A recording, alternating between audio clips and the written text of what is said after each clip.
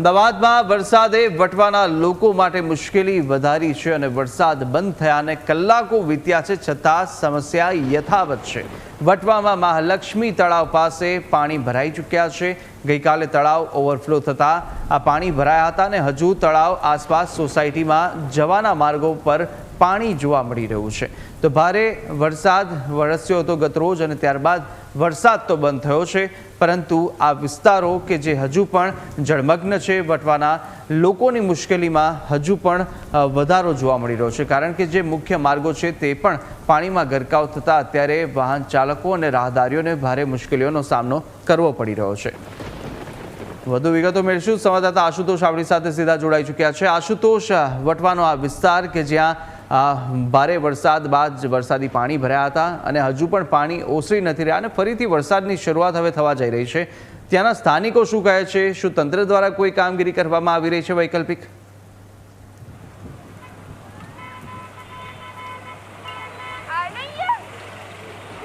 જી કુશાગર, અમદાવાદમાં વરસાદે તો વિરામ લીધો છે, પરંતુ પાણી જે છે તે ઓસરવાનું નામ નથી લઈ રહ્યા। મહાલક્ષ્મી તળાવના દ્રશ્યો બતાવું કે આ તળાવ જે છે તે ઓવરફ્લો થઈ ચૂક્યું છે અને ખાસ કરીને બેરિકેડિંગ નથી અને તેના જ કારણે અકસ્માત થવાનો પણ જે છે તે દહેશત જોવા મળી રહી છે, કારણ કે આ વી શેપનું તળાવ છે અને અહીંયા અમે જ્યાં ઊભા છીએ ત્યાં કોઈ પ્રકારનું ના તો પ્રોટેક્શન વોલ તૈયાર કરવામાં આવી છે, ના તો બેરિકેડ મૂકવામાં આવ્યા છે, એટલે જો વધારે વરસાદ પડે તો ક્યાંક ને ક્યાંક લોકો સીધા જે છે તળાવની અંદર ગરકાવ થઈ શકે છે। એ પ્રકારની પરિસ્થિતિ જે છે તે અહીંયા જોવા મળતી હોય છે। ખાસ કરીને વાત કરવામાં આવે તો લોકોને હજુ પણ સમસ્યા સામનો કરવો પડી રહ્યો છે। જોઈ શકાય છે કે લોકો બહાર નીકળવું પણ જે છે તે મુશ્કેલ થઈ પડ્યું છે। લોકો સાથે આપણે વાત કરશું, જાણશું કે કયા પ્રકારની મુશ્કેલીનો સામનો કરે છે, કારણ કે આ મહાલક્ષ્મી તળાવમાં દર વખતે આ જ પ્રકારની પરિસ્થિતિ જે છે તે જોવા મળતી હોય છે અને લોકોને સમસ્યાનો સામનો જે છે તે કરવો પડતો હોય છે। ગતરોજ આ જે હોસ્પિટલ આવેલી છે તેમાં પણ પાણી જે છે તે ભરાયા હતા અને ક્યાંક ને ક્યાંક દર્દીઓ જે છે તેઓ પણ હાલાકીનો સામનો જે છે તે કરવો પડ્યો હતો। અહીં રહીશો સાથે વાત કરશું અને જાણશું કે કેટલી મુશ્કેલીઓ જે છે તેઓને પડે છે અને શું તકલીફ જે છે પડી રહી છે। મિત્ર, શું તકલીફ છે? હું તમને 2 મિનિટમાં ફોન કરું છું। આ પાણી ભરાયા છે, બહાર પણ નથી નીકળી શકતું। તકલીફ તો છેલ્લા 25 વર્ષથી છે સાહેબ, બરાબર છે? બહુ એટલે ઘણી તકલીફ છે। એમ સમજો, નાના છોકરાઓને સ્કૂલમાં જવું, નોકરીઓમાં લોકોને જવું બહુ તકલીફ, એટલે ઘણી તકલીફ લોકો વેઠે છે। એમ 25 વર્ષથી તકલીફ છે, પણ આનો હજી સુધી કોઈ નિકાલ લાવ્યું નથી। હવે અમારા લોકોને કેટલું હેરાન થવાનું આમાં, એટલે ઘણી એટલે પૂરેપૂરી તકલીફ છે। એમ તળાવ પણ ઓવરફ્લો થયું છે, ક્યાંક ને ક્યાંક લોકોને તકલીફ જોડે પણ વાત કરો। શું તકલીફ પડે? બહાર તમે નીકળ્યા, કેટલી તકલીફ પડી? અંદર જવું હોય તો પણ શું? નજરે જોયું કેટલું પાણી છે, જોયું? કોર્પોરેટરને કહેવા જતા કે અમારું કામ નહીં તો કોનું કામ? એમને શું ભજીયા ખાવાના કોર્પોરેટરને? હે, આમાં 6 કરોડ વાપર્યા, ક્યાં વિકાસ તમને દેખાય છે? આ તળાવમાં ક્યાંય વિકાસ દેખાય તમને? અહીં તો દિવાલ નથી બનાવવામાં આવી। આજે ઠીક છે કે આ પાણીમાં કોઈક બાઇક વાળો જોયો ને મર્યો હોય તો કોણ જવાબદાર?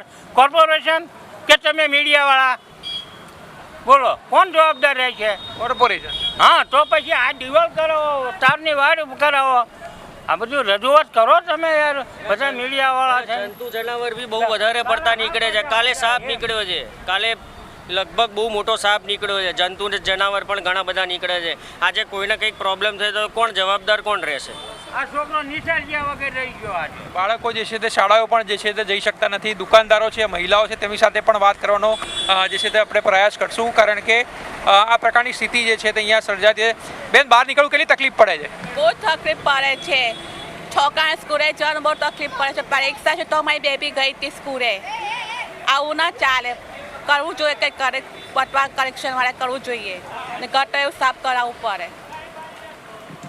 તળાવ ઓવરફ્લો થાય તો ઘરમાં પાણી આવે છે? હા, આવે છે, રસ્તાઓ પર આવે છે, તકલીફ પડે છે આવવા જવા માટે। તો આ રહીશો જેઓ બહાર નીકળવું પણ જે છે તેમના માટે મુશ્કેલ થઈ પડ્યું છે। દ્રશ્યો આપણે બતાવશું કે લોકોને અંદર જવું હોય તો પણ તકલીફ પડે છે। 6 કરોડ રૂપિયા ખર્ચ્યા હોવાનું પેલા અંકલ જણાવી રહ્યા છે, પરંતુ 6 કરોડ ક્યાં વાપર્યા તે પણ એક સૌથી મોટો સવાલ છે। બ્યુટિફિકેશન માટે કોર્પોરેશન જે છે કરોડો રૂપિયા જે છે તે વાપરે છે અનેક જગ્યા ઉપર, તેમ છતાં પણ યોગ્ય કામગીરી જે છે તે નથી કરવામાં આવી। પરંતુ તમે દ્રશ્યો જોઈ શકો છો કે એક એક્ટિવા જે છે તે પણ હવે બહાર આવી રહ્યું છે. સાથે જે વેન આવી રહી છે તેમને પણ જે છે તે મહા મુસીબતે સામનો જે છે કરવો પડે છે. કોર્પોરેશનની વાન છે, ખાસ કરીને અહીંના કોર્પોરેટર જે છે તે પણ ફરકતા નથી, ધારાસભ્ય જે છે તે પણ અહીંયા ફરકતા નથી. એટલે ફક્ત જ્યારે વોટ લેવાના હોય ત્યારે ગ્રાઉન્ડ ઘરે ઘરે જઈને નમસ્તે કરતા જે નેતાઓ જે છે તે વરસાદ આવતા ક્યાંક ને ક્યાંક કહી શકાય કે પોતાની ચેમ્બરમાંથી પણ જે છે બહાર નથી નીકળતા, અને જે પ્રી મોન્સૂન પ્લાન જે છે તે પણ એસી ચેમ્બરોમાં બનતો હોય તેમ લાગી રહ્યું છે. અને તેના જ કારણે અમદાવાદ શહેરીજન જે છે તે આજે વરસાદે વિરામ લીધાના 20 કલાક બાદ પણ જે છે તે ઝઝૂમી રહ્યો છે કે આ પાણી ક્યારે ઓસરશે અને તેઓ જે છે તે પોતાના કામ ધંધે જઈ શકશે. પરંતુ હજુ સુધી આ નિરાકરણ જે છે તે આવ્યું નથી અને હજુ પણ લોકો જે છે તે અહીંયા પરેશાન થઈ રહ્યા છે. જી બિલકુલ આશુતોષ, માહિતી સાથે જોડા બદલ આપનો આભાર.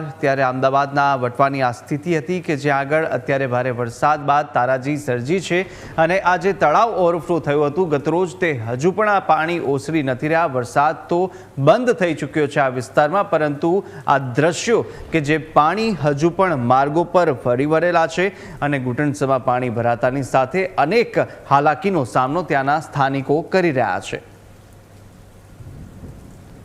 અમદાવાદની અંદર જે રીતે સ્થાનિકોમાં ભારે રોષ છે કે વારંવાર થતી આ સમસ્યાથી હવે તેમને છુટકારો ક્યારે મળવાનો છે, કારણ કે દર વર્ષે આ પ્રકારની સ્થિતિ ઊભી થાય છે અને કોઈ પણ તંત્ર દ્વારા કાર્યવાહી કરાઈ નથી.